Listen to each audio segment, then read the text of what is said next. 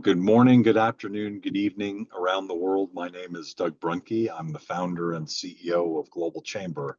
I'm sorry that probably most of the people who watch this will be on the recording because we didn't do a really good job of getting this out like we normally do because of technical issues and things like that. But nonetheless, having this conversation on a monthly basis is really important because exporters and importers rely on logistics to be successful. And we've got the customs broker, Jermiel, here today, and she is going to be talking about what's going on in logistics world. She'll be providing information that will be undoubtedly helpful for you.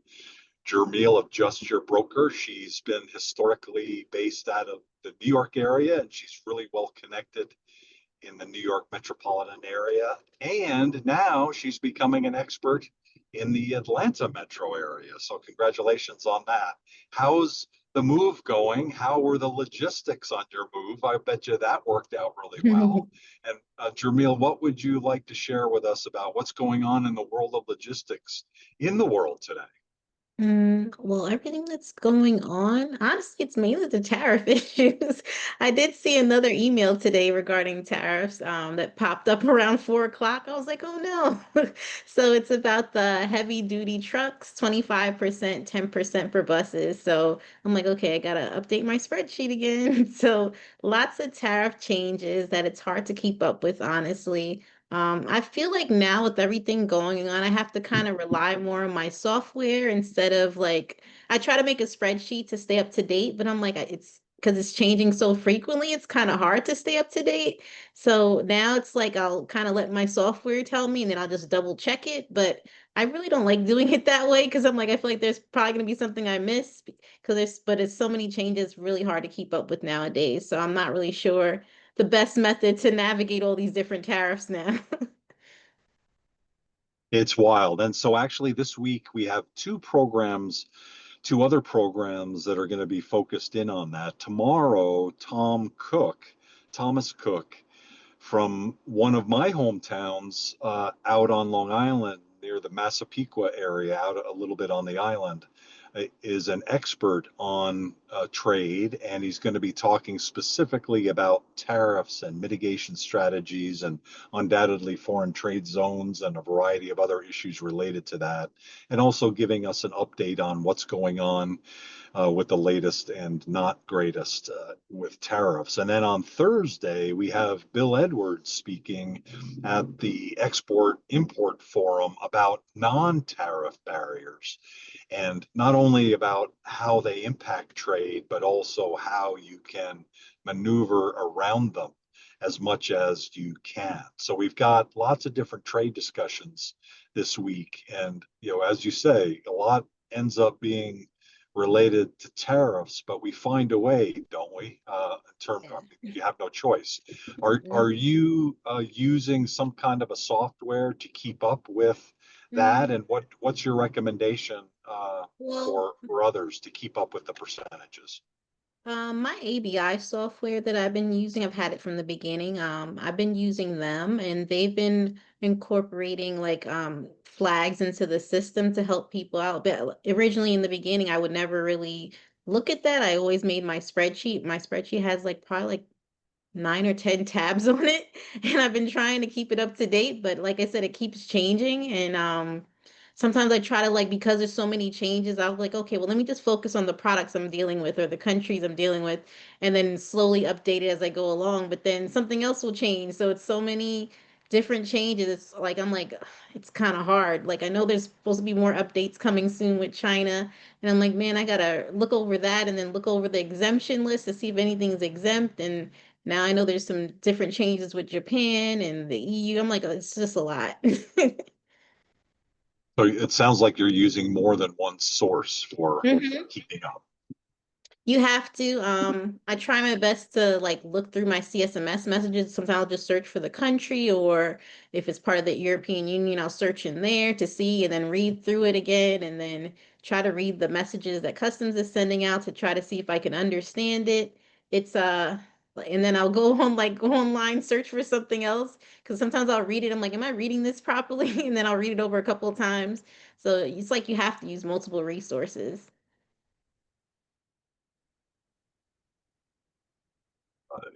And so that's what you'd recommend importers and exporters to use.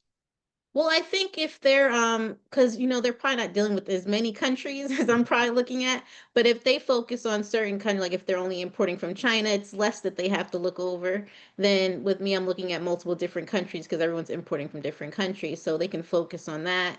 Um, you want to look over if there's any exemptions for that product. If there's an exemption, of course, you don't have to pay those extra tariffs, so that's good to stay up to date with. The main thing I would say how to stay up to date. I always subscribe to the CSMS messages because I can search through it in my email. I think being able to use a search feature makes things a little easier. So I would use that. But, things are changing so often they'll hear something in the news, but until I see that message from customs, I feel like it's not official yet. So, or check the Federal Register as well. That's a good resource too, but it's really hard to keep up with. Um, I think you just gotta have a good trade compliance team if you're an importer. I think that would be the best bet. Have a person that does the research for you, look it up in advance. Some of the changes are within a couple of days, you never know. So it's kind of hard to stay up to date, but having a good team that this is what they do, that would really help you out.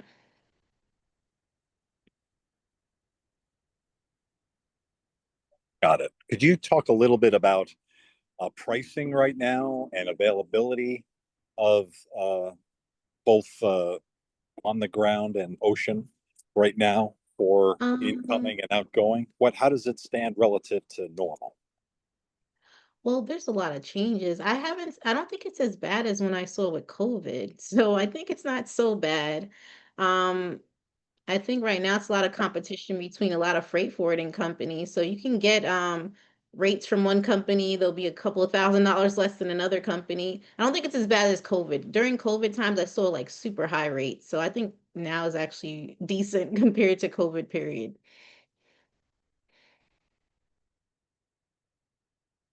Are there problem areas around the world? Problem areas.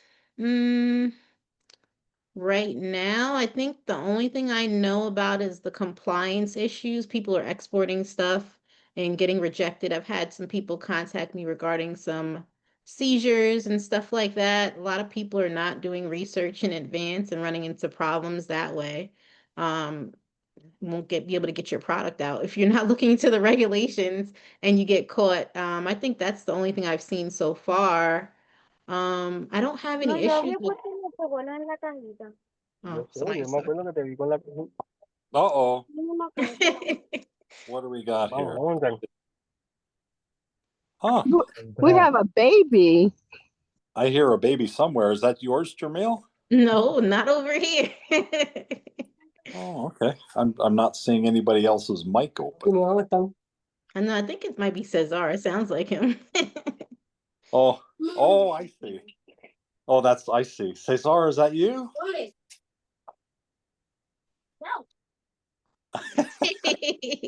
I think you're right. I think it was. So he must not have been able to mute. And I'm back in my office, so let's see. I'll be able to sign on. So in terms of general availability, things seem to be pretty good around the world right now. No war is impacting your activity. No, there hasn't been anything impacting no shipments for me at this time, no. Okay.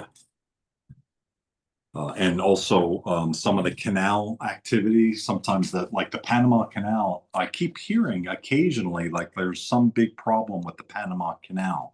Is that was is that not true? Because I can never verify it when I do some research on it. I don't see anything I about that. haven't heard anything about the canal. I did visit the canal, what was it, last year? My cousin got married and I went to go visit the canal, but no, I haven't had any issues with anything in reference to the canal. No. Okay.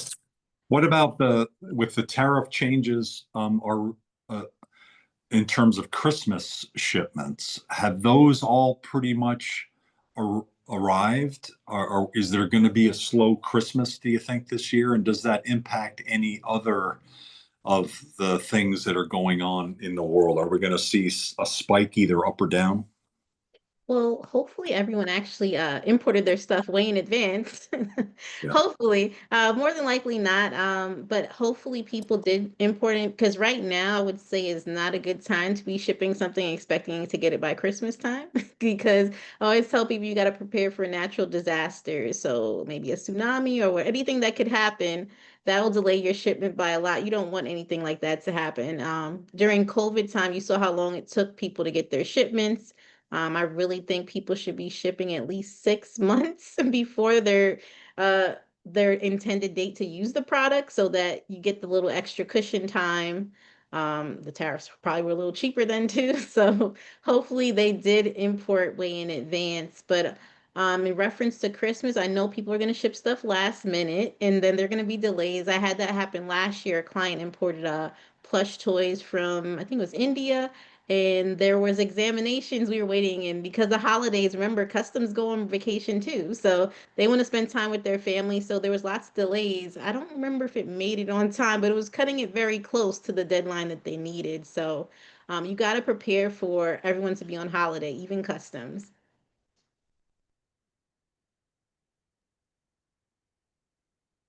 Does anybody have any questions for Jermiel?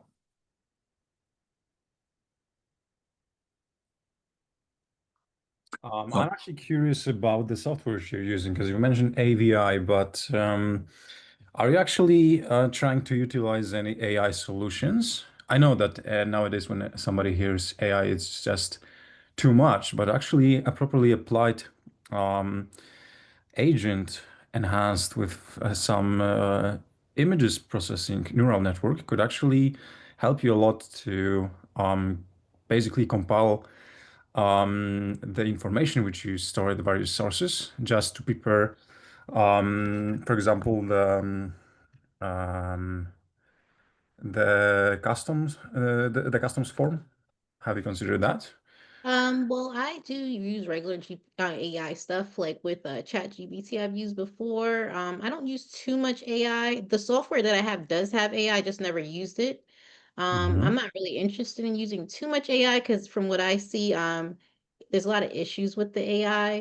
They don't really understand my industry like that, and there's tend to be lots of mistakes. So, if I do use AI, I do a lot of research. I don't just accept it for its face value. I Mhm. would never do that because we're gonna still be liable if there's any issues. So I don't really rely on it too much. Right now, the main thing is like my software, they've been incorporating like a tariffs, but I always double check it, but that's not AI. They just have it where it flags when I enter in a tariff number, but I don't use it too much. Got it. Thank you. Hmm. Is there something you would normally recommend, Daniel? Well, a huge flaw, as mentioned, is that the results are often inaccurate. But personally, as a person from the IT, from the software industry, um, mm, the problem is that typically people try, or actually people are being sold solutions which are very generic. So, for example, ChatGPT is very good at performing searches or providing compiled data which it was simply trained with.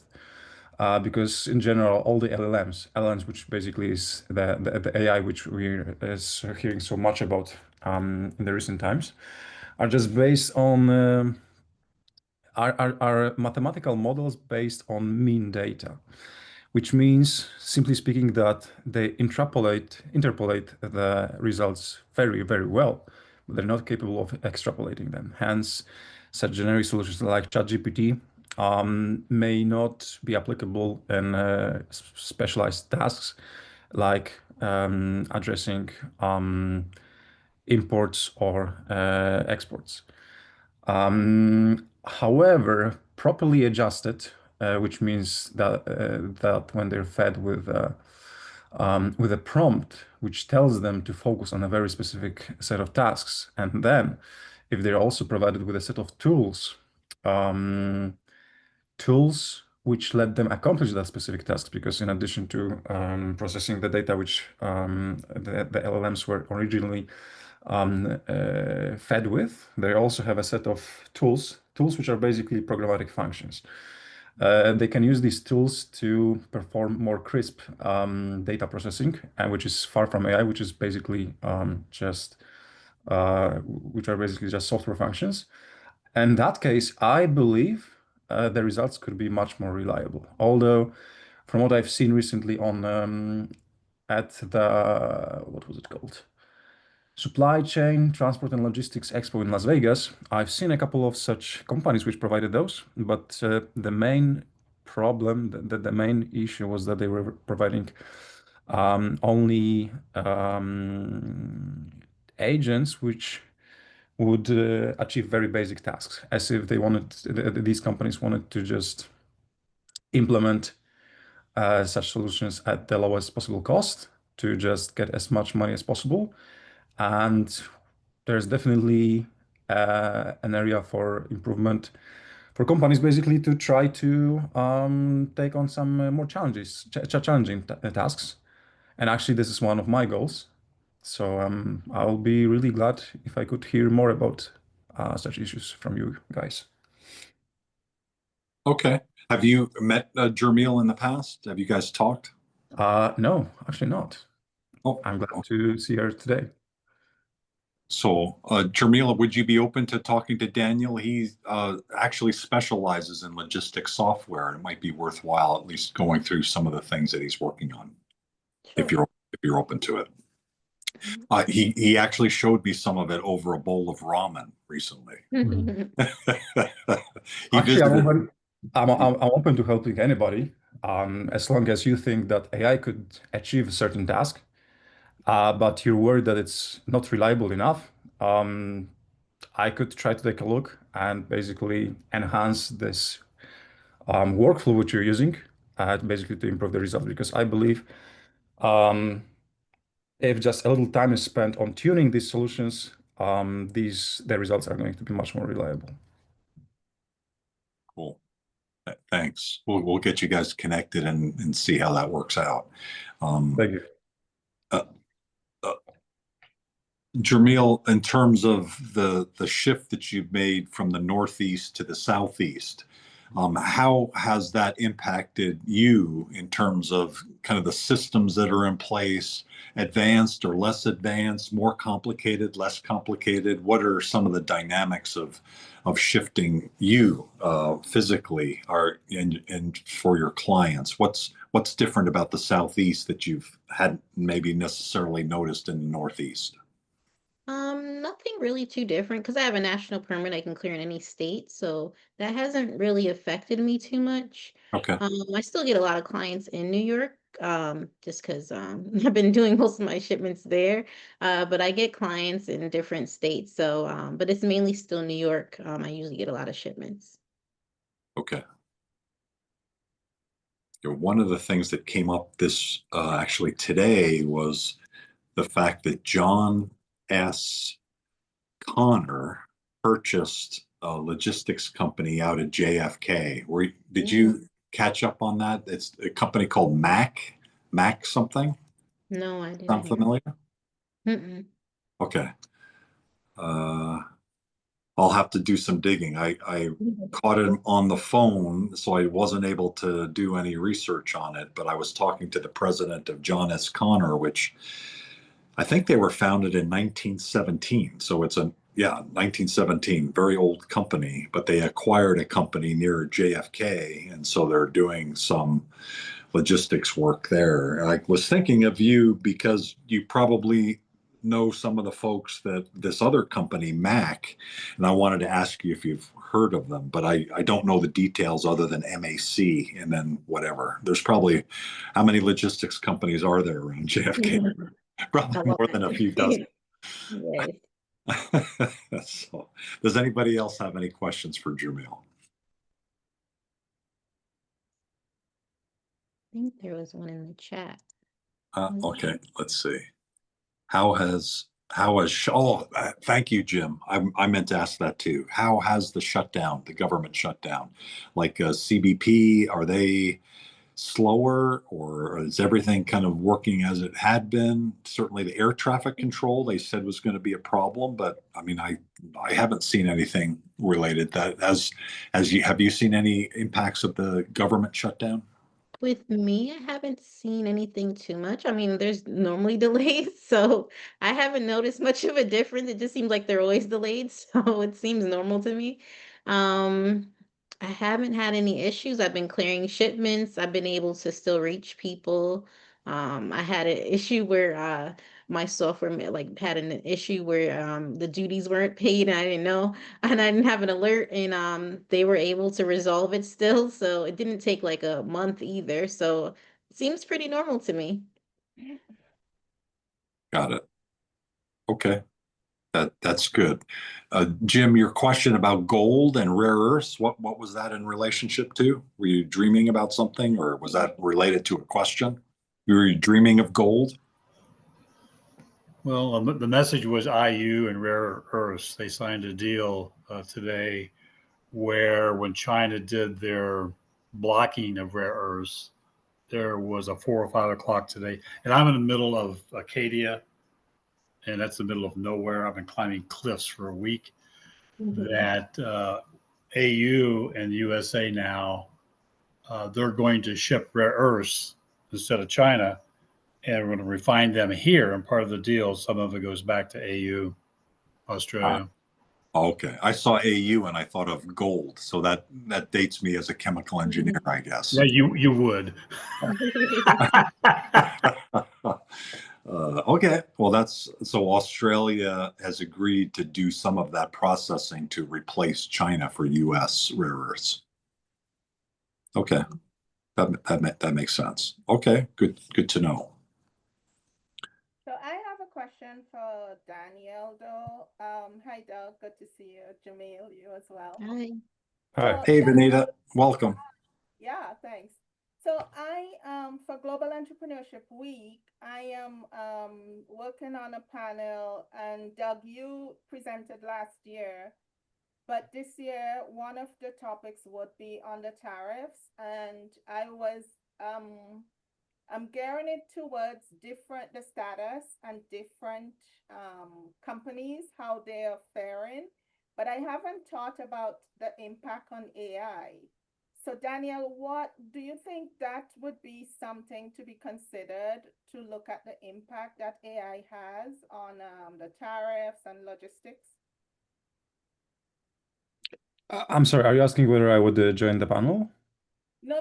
I'm asking how have you seen what impacts have you seen with regards to AI? Well, to be honest, very little. So, according to what according to my recent information, some companies have actually taken steps to launch certain AI tools basically to tackle that issue. For example, Flexport.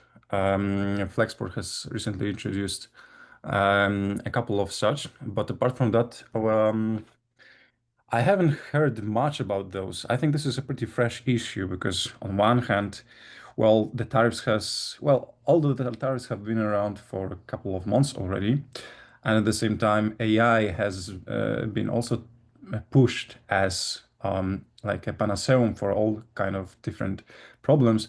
The main issue is that it's pushed as a very generic solution, which doesn't target any specific single problem. It's actually now very recently, when people have started to realize that, AI isn't a magical solution, we now should actually start thinking about applying it to very specific problems. So I think actually this is the moment where people will start start to try to figure out how to basically achieve that. So I guess basically this whole hype, this AI hype, just blurred people's vision and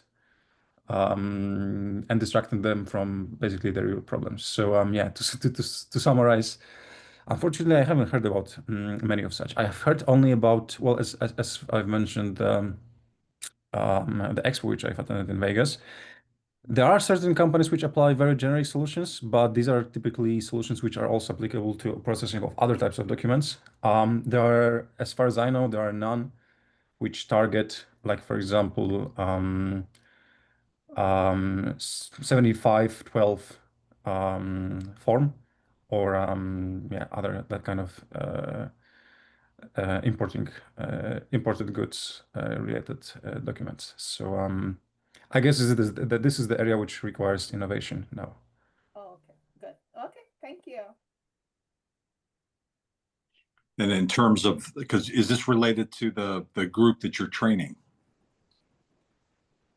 Venita, or is this the group that you're training at the center? Yeah, well, some of the businesses, but seeing that the tariff is such a huge impact, and there's a lot of stuff going on with it here, so I'm having a couple of speakers come in and talk about what they're seeing in the market to them and how they are working through those issues, because there's Okay. been a lot of mixed information. Some, it hasn't affected some people, like Jermiel is saying, but some people, there's a lot of pivoting from a lot of different companies. So we want to see, hear people's stories so that we kind of have a feel for what's happening and see how we can work through it. Okay. Prepare you some summary if that helps. Pardon? I could prepare you some summary if that helps.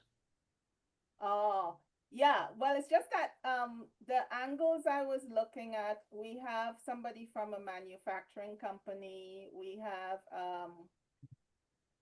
a retailer, and also World Trade Center Utah, and a logistics company coming in, and they're gonna talk to the group about my businesses around Utah about what they're seeing in the tariff with the tariff so far and how they combating it. But yeah, I haven't thought about the impact of AI or if AI is integrated into that as yet. So that it was good hearing from you. I mean, I'm not saying as a speaker. I just for you to help with your with the program of the whole meeting. I could just give you some brief summary to have an idea on what to talk with other members, with other presenters. I appreciate that. Thanks. No problem. There's three meetings also, Venita, to watch the recording of the last one, and then we have two more coming up this week. Last week, David Harlow talked mainly about free trade zones and how those can be used as mitigation factors regarding the tariffs. So he was focused around solutions. So that was great. And then tomorrow, Thomas Cook will be talking about a variety of different solutions around tariffs and how to manage them, what kinds of software to use, how to keep up, how to just kind of manage through it. That's tomorrow here at Global Chamber. And then on Thursday, Bill Edwards is going to be talking about non-tariff barriers. Kind of that's been, much of the conversation until all of this has happened in this last 6 months or the last few years. The non-tariff barriers tend to be many times more significant than the tariff barriers, depending on how high it is. I remember we had a 440% tariff on some of our products into India at one point. That was a barrier. That was like an impossible barrier. But beyond that, there are mostly things that are non-tariff barriers, and I think that's shouldn't be forgotten. And so Bill's going to be talking about that on Thursday. So just some things to keep in mind. Yeah. I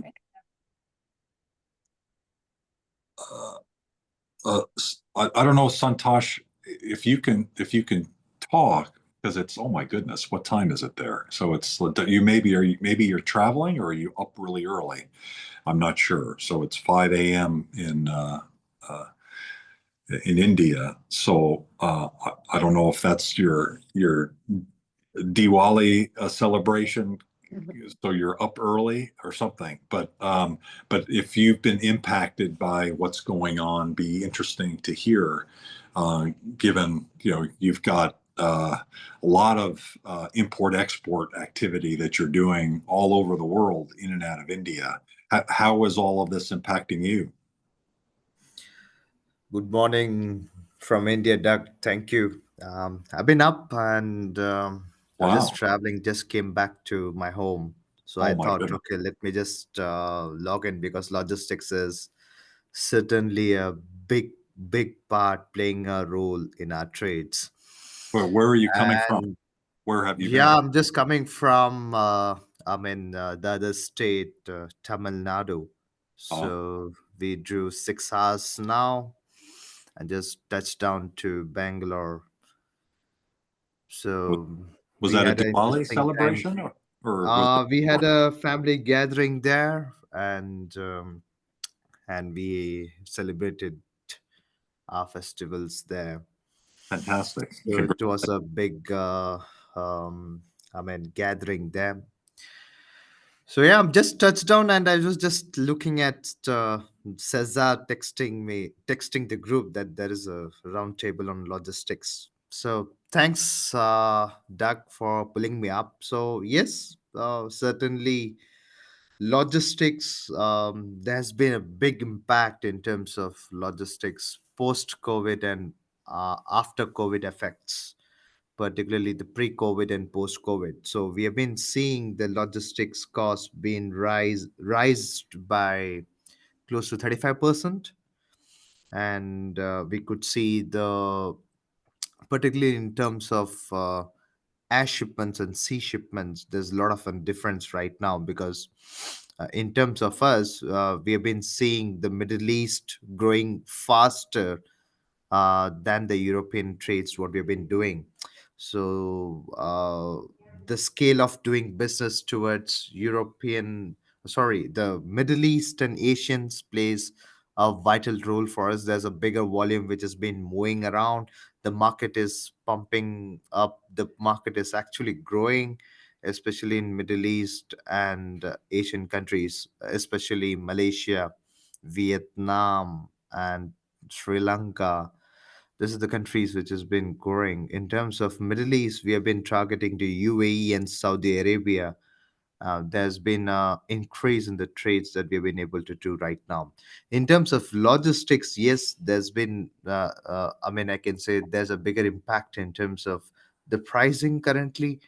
The availability is pretty good. We have been seeing the pre-COVID levels has already been, there are pre-COVID levels which has already been rising now.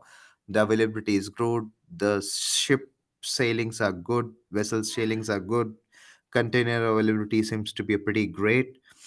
The only challenge with respect to us in terms of the trade is the competitiveness. So we are seeing particularly the rise in pricing of the costings, which is particularly impacting the consumers in those particular countries. And apart from that, we are also seeing the volumes also rise up in terms of the demand, what you've been seeing.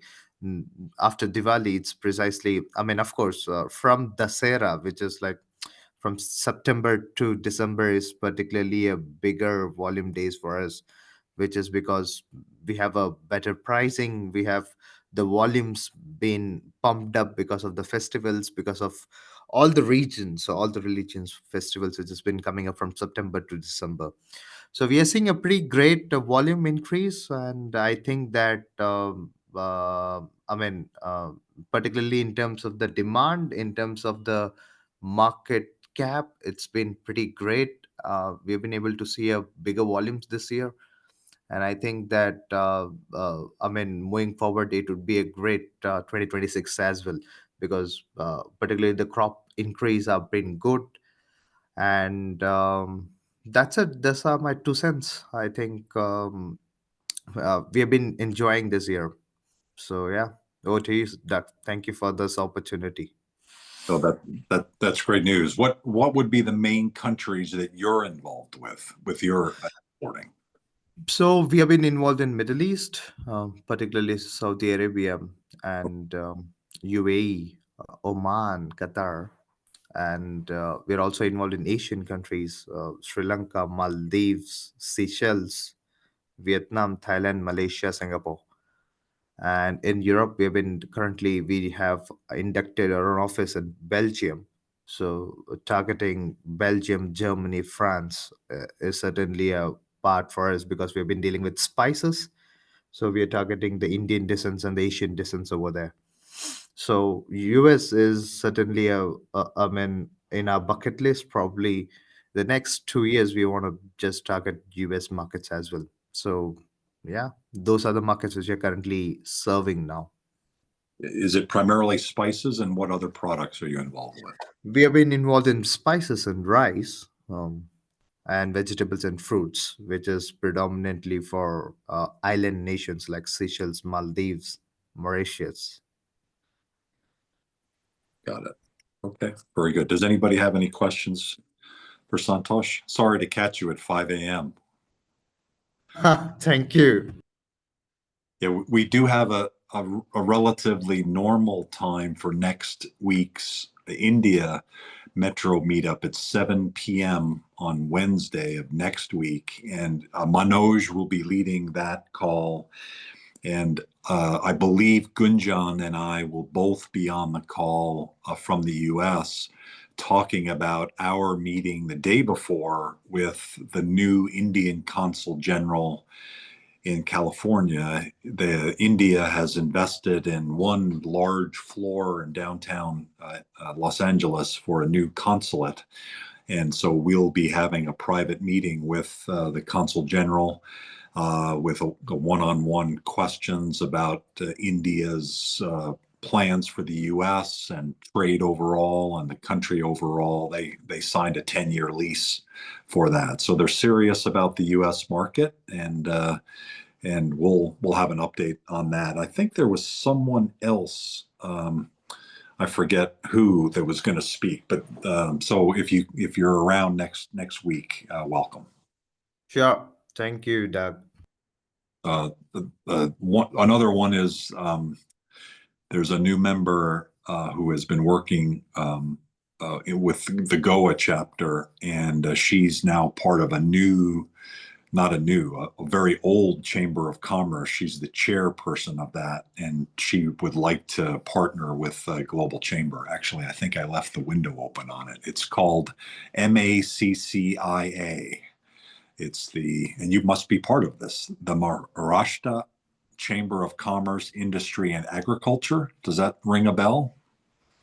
Yeah. I mean, are we talking about RT being coordinating over there from Chamber? Yeah. RT is actually a new member, and I'm forgetting her name, but she's now the chair. Pallavi? Sorry? Is it Pallavi are you talking about? I think so. It begins with P. I remember that. Yeah, Pallavi. I met her. We did an event, I think, 2 months back in Goa. Okay. I and Nikhil went to the event talking about the export potential from Goa to the world. Okay. Well, she sent me a note the other day saying, she'd like to now figure out how best to coordinate. And it's a very large chamber. I was quite surprised at how the number 40, I think that says 40,000 businesses. Yeah. 400. I'm not, maybe 4 million. I think it's 4 million businesses and professionals. Could that be right?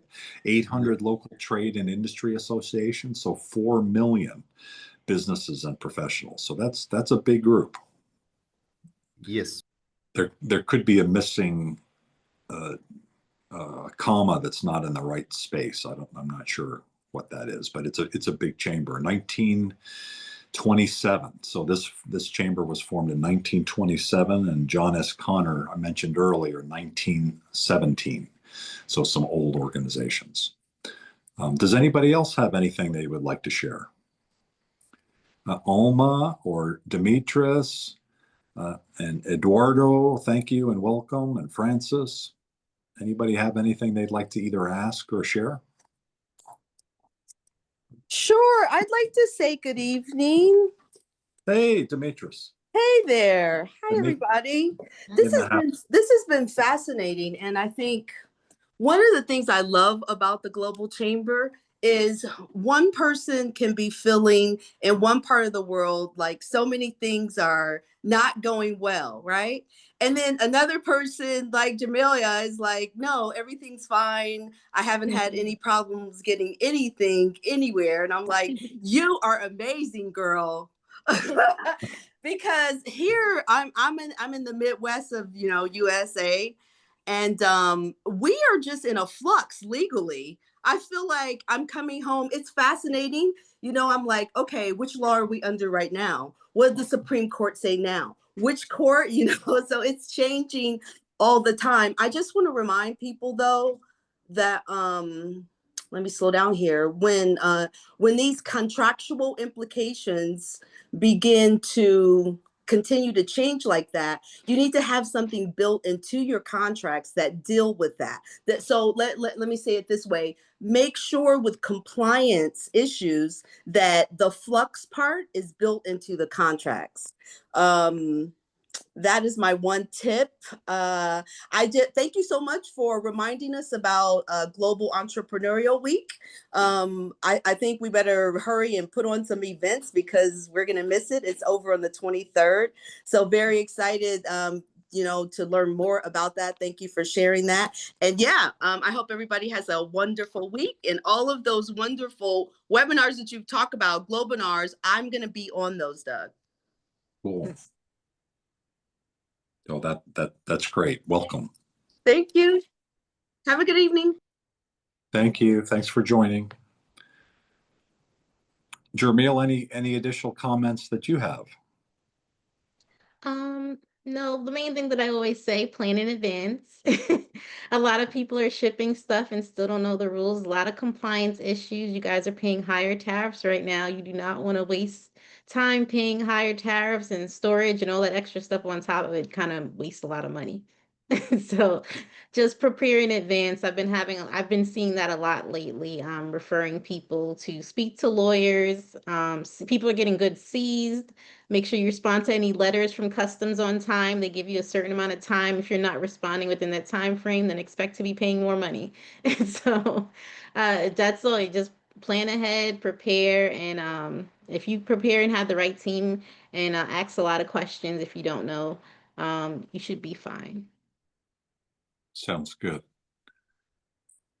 I'd like to say that next time that we have this call, I'm not sure who's going to speak, but I'm going to reach out to a few folks and see if we can get a couple folks to speak, as Jermiel has done and done a great job today. I did request Butch Connor, who's the president of John S. Connor. He's not available in November, but he is available in December. So that's why I had them on my mind as a 1917 company. I just, as I'm going through their website again, it's been a while since I've been on their site, and it's just so impressive in terms of the information they have on there, the scale of how they've grown over the years.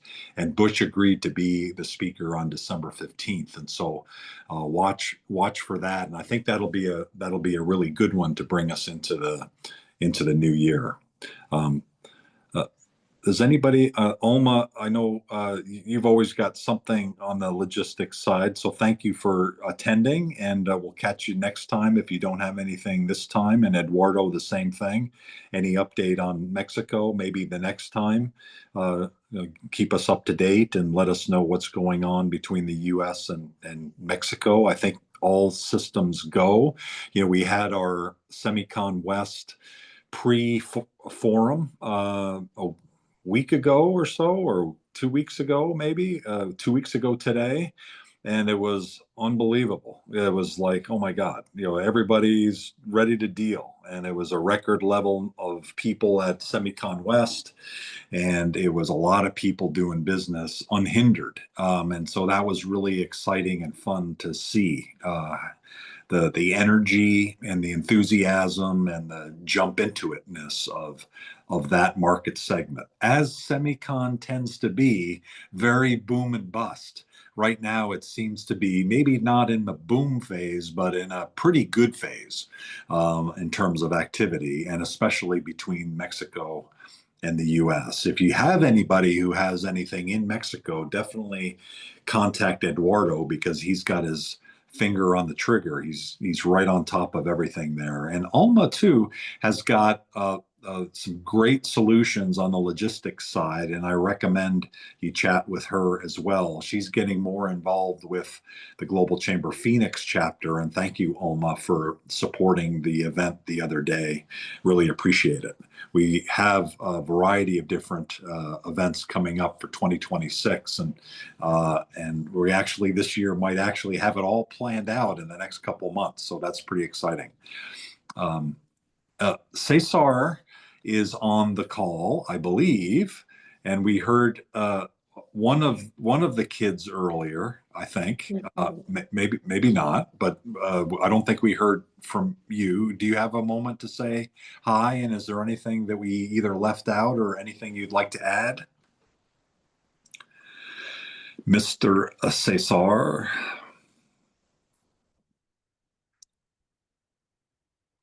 It's what, 8 o'clock there, so probably finishing up dinner, so may not be available.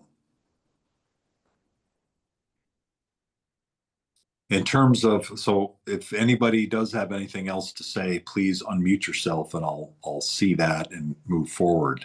As we look towards the next few days, usually I look at the newsletter, but because of the AWS problem, two bad things happened for us today. One was our newsletter is hanging in purgatory somewhere, so it's probably just going to be spit out at some point. The tech company said, don't delete it, just let it sit wherever it is in purgatory, and whenever the system comes back on, it'll just be lined up to go. So hopefully that'll happen in the next few hours. And then my Starbucks app didn't work. That was I had to actually meet the people, and it was so wonderful. And because I ordered my two things, my drink, which is a dark black venti coffee, and my wife's venti chai grande. And they looked up and said, "Oh, you're Doug. Oh, thank you." Because I order almost every day, and I finally had to actually go in and do that. So that was the benefit of technology not working, which was kind of cool to be able to actually talk to people, which is really nice. Similar to Butch Connor, the president of John S. Connor, because I was killing time and technology wasn't working. I said, I'm going to give Butch a call. I've never talked to him. They've been a member for like 7 years, and I've never had a conversation with him. I'm crazy. I should be talking to him. So I get on my phone and I press the button and I get into the operator and I get into him and he picks up. And as soon as he does, my what is it? What is that called? That app? It's called Pandora, right? Pandora. Pandora. Music, right? My Pandora app starts playing James Taylor. So I'm listening to Butch and I'm listening to James Taylor sing, and I'm on the phone.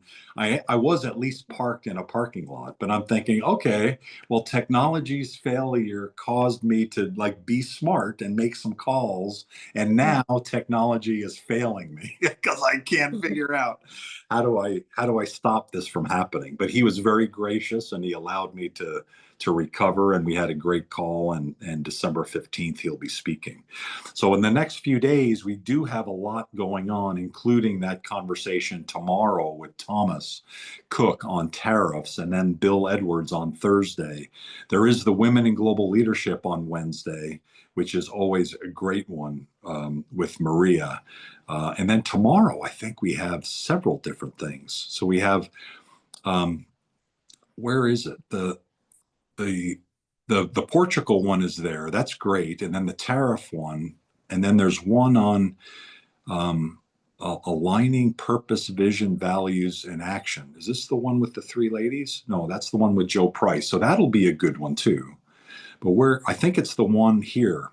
This one I'm going to really pay attention to. So this one on Wednesday, global sales strategies, culture, confidence, and connection.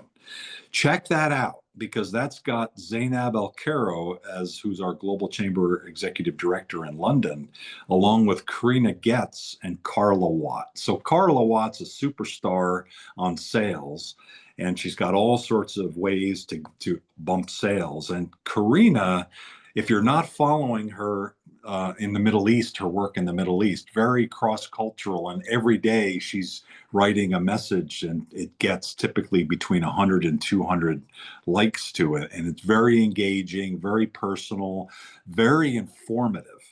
And I personally find it very informative because that's the one region of the world I don't feel comfortable with in terms of culture. And I'm learning a lot from her. So she's awesome. And she's German originally too. So, which is kind of cool. So she's got it down, and definitely check that out on Wednesday.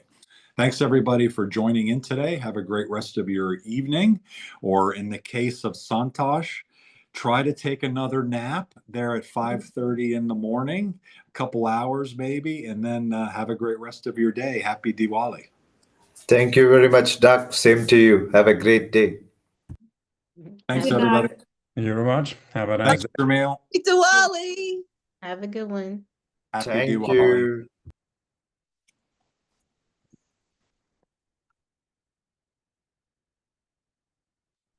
Thanks, Venita. How's the classes going? Good, pretty good. A lot of Yeah. stuff to go through. How many have you got down? In the class? Yeah, how many have you completed and how many are left? Oh, we're on the week 5 this week. Okay. Yeah. Okay. That Wednesday, I have to reach back out to you with what we talked about earlier. What's the Wednesday program you just mentioned? The Woman in Business? It's called Global Sales Strategies, and it's on, what time is it? On Wednesday at 9 a.m. Mountain Time. Oh. Where do I find, would it be on the website? Yeah. Okay, I'll look at that. Yeah, I'll pop it over to you right now. Okay, thanks. Yeah, those three ladies are amazing. So I don't know what's going to happen, like the internet's going to break or something, but those three are really super. At least you got your coffee complimentary. Actually, I did get one. How did you know I got it complimentary? They should. I mean, it's a big deal. That's so crazy. That, because I ordered the 2 coffees and they like all gathered around, and I actually do know several of the people there, but I know those people that were there, but I don't really know them really well, and because I have to come pick it up, right? And I say thank you and all that. So I ordered it, and they came over, and then it's like she didn't charge me. I said, "Oh, I haven't been charged." She says, "Oh no, those are on the house." Like, oh, that's cool. Maybe I better order in person more.